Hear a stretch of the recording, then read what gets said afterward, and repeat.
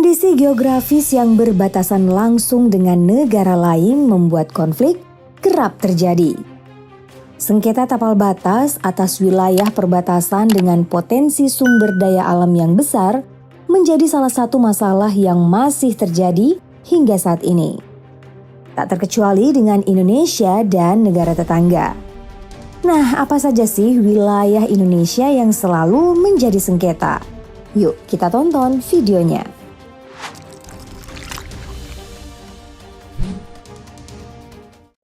Pulau satu ini memang lagi hangat-hangatnya dibicarakan. Klaim kepemilikan Pulau Pasir menjadi pertanyaan.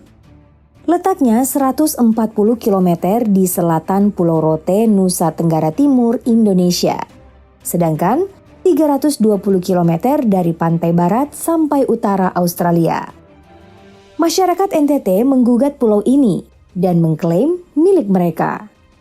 Namun Kementerian Luar Negeri Republik Indonesia sudah mengklarifikasi bahwa memang nih Pulau Pasir adalah milik negeri kanguru tersebut. Secara geografi Australia, Pulau Pasir bernama Kepulauan Ashmore dan Cartier.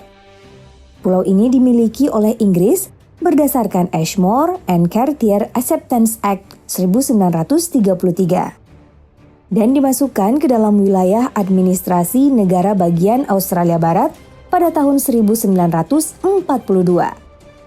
Jadi udah jelas ya, tapi kamu tahu nggak? Faktanya alasan mengapa Pulau Pasir bisa dikata salah satu pulau istimewa. Pulau Pasir menyimpan banyak keanekaragaman spesies flora dan fauna yang sangat luar biasa. Terdapat 14 jenis ular laut, 433 spesies moluska, 70 spesies ikan, serta 255 jenis karang. Ada juga ditemukan penyu hijau atau penyu terbesar yang sudah terancam punah. Selain itu, di Pulau Cartier dan area karang sekitarnya ini juga tercatat 547 spesies ikan yang telah teridentifikasi dan mewakili sekitar 16% dari spesies ikan di Australia. Masih ingat perseteruan kemarin antara Indonesia dan Cina? Nah, hal tersebut terjadi hanya karena Cina secara sepihak mengklaim bahwa perairan Natuna itu adalah milik mereka. Waduh, kok bisa gitu ya? Bahkan nih, secara keras Cina langsung aja gitu meminta Indonesia agar menghentikan pengeboran minyak gas alam di wilayah maritim di Laut Cina Selatan, yang sejak tahun 2017 berubah nama menjadi Laut Natuna Utara. Waduh, Cina ngotot banget ya. Sejak tahun 1947, sengketa Laut Cina Selatan memang sudah terjadi. Cina menggunakan dasar 9 garis putus-putus atau 9 dash line yang meliputi sejumlah wilayah milik Filipina, Malaysia, Vietnam, Taiwan, dan Brunei Darussalam.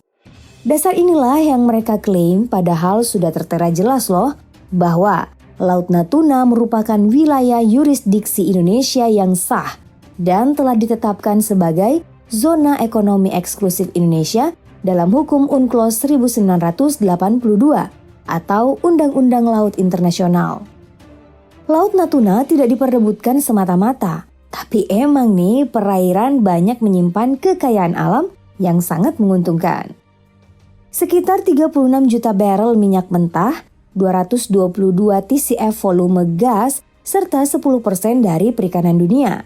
Wah banget kan? Jadi kita nih Indonesia harus banget lah mati-matian mempertahankan dengan sikap tegas dan pertahanan militer angkatan laut yang kuat, agar nggak diklaim sepihak sama Cina. Namanya hubungan bertetangga nggak selamanya akur, nggak selamanya harmonis. Nah, seperti halnya dengan Indonesia dan Malaysia yang terlibat perebutan lahan. Kali ini di bagian wilayah Blok Ambalat yang berada di bagian utara Selat Makassar dan Laut Sulawesi. Lagi dan lagi wilayah Indonesia diklaim oleh negara lain yang tak lain Malaysia. Yang menjadi alasan utama perebutan dan klaim yang terjadi ini sudah pasti karena kekayaan alam yang tersimpan di Blok Ambalat. Satu titiknya saja nih sudah menyimpan cadangan minyak sejumlah 764 juta barel minyak dan 1,4 triliun kaki kubik gas. Nah, Ini baru 1 titik loh.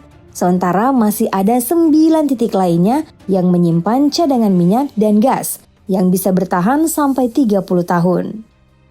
Klaim Malaysia atas blok Ambalat ini luasnya mencapai 15.235 km persegi. Dan masalah perebutan lahan ini memang udah ada dari sejak tahun 1979.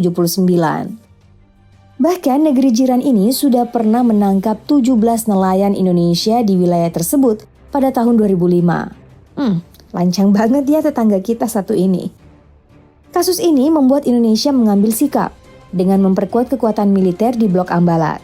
Situasi ini membuat hubungan antara Indonesia dan Malaysia menjadi tegang. Masih klaim Malaysia terhadap wilayah Indonesia dan ini masih berada di bagian laut. Perseteruan perebutan lahan ini gempa diperbincangkan pada tahun 2014. Tepat di perairan Tanjung Datuk pada tahun itu ditemukan 4 unit kapal logistik Malaysia bersama dengan kawalan kapal perang. Ternyata nih kapal tersebut membawa bahan bangunan mercusuar dan Malaysia telah membangun mercusuar di perairan tersebut. Sehingga Malaysia mengklaim bahwa wilayah mercusuar yang mereka bangun tersebut adalah hak mereka.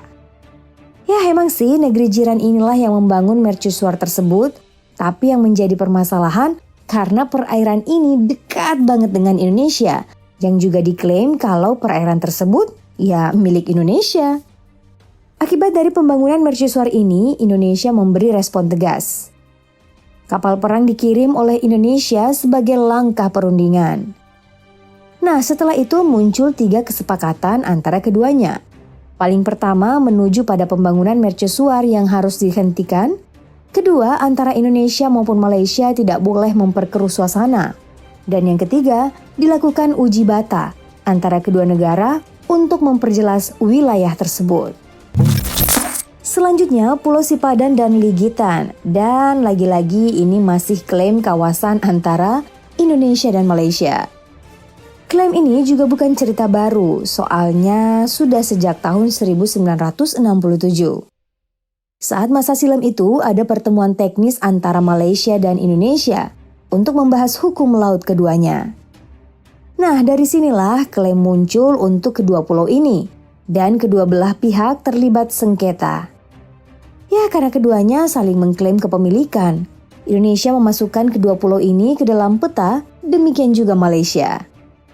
Selanjutnya dilakukan mediasi, tepatnya pada tahun 1996, dan cukup lama. Hingga keputusannya kedua negara sepakat membawa kasus sengketa wilayah ini ke Mahkamah Internasional. Fakta historis pun dibawa dari keduanya, dan keputusannya menjadi milik Malaysia. Kedua pulau ini sendiri memiliki keindahan habitat yang beragam. Dan faktanya nih bahwa selama klaim tersebut, Malaysia lah yang banyak membantu konservasi penyu yang hidup di pulau tersebut. Masih sengketa antara Indonesia dan Malaysia. Dan kali ini beredar di wilayah darat guys. Pernah dengar kan sebuah perumahan unik yang terasnya berada di Indonesia dan dapurnya di Malaysia? Konsepnya agak lucu sih didengar, tapi memang hal itu benar terjadi. Tepat di Pulau Sebatik, wilayah Kalimantan Timur. Klaim sepihak datang dari negara tetangga kita. Dan tepat pada tahun 2019 sampai 2020 kemarin, ramai diperbincangkan. Bukan hanya semata rumah yang berada di kedua negara yang jadi masalah. Namun masalah utamanya berpusat pada tentang peninggalan Belanda dan Inggris. Kedua negara ini menjadi negara penjajah bagi Indonesia dan Malaysia. Pulau Sebatik ini sudah memiliki batas garis koordinator lurus 4 derajat 10 menit lintang utara.